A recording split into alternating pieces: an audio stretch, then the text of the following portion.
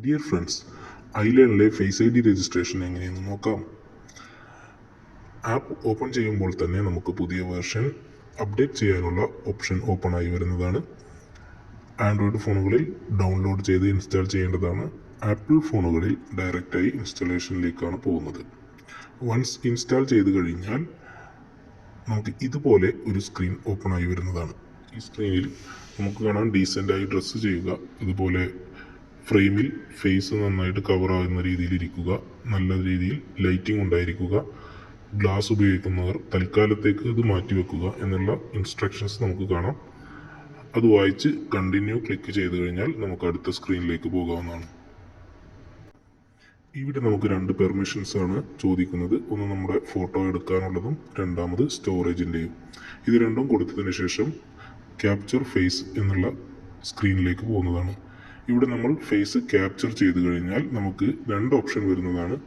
ഒന്നുകിൽ നമുക്ക് എടുത്ത ഫോട്ടോ വീണ്ടും റീക്യാപ്ചർ ചെയ്ത് മാറ്റം വരുത്താവുന്നതാണ്, അല്ലെങ്കിൽ എടുത്ത ഫോട്ടോ തന്നെ രജിസ്റ്റർ ചെയ്യാവുന്നതാണ്.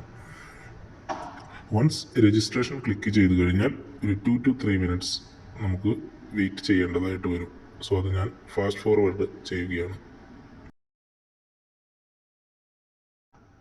അല്പസമയത്തിന് ശേഷം your face is registered successfully എന്ന് വരുന്നതാണ്.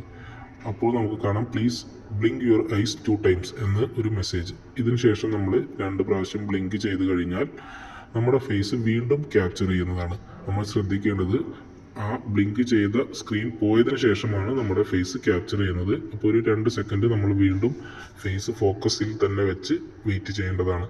അതിനുശേഷം നമ്മൾ രണ്ടാമതെടുത്ത ഫോട്ടോ വെരിഫൈ ചെയ്യുന്ന ടൈമാണ്. അത് കഴിയുന്നതുവരെ നമുക്ക് വീണ്ടും ഒന്ന് വെയിറ്റ് ചെയ്യാം. ഈ ഒരു സ്റ്റേജിലാണ് നമുക്ക് ഏറ്റവും കൂടുതൽ ടൈം എടുക്കുന്നത്.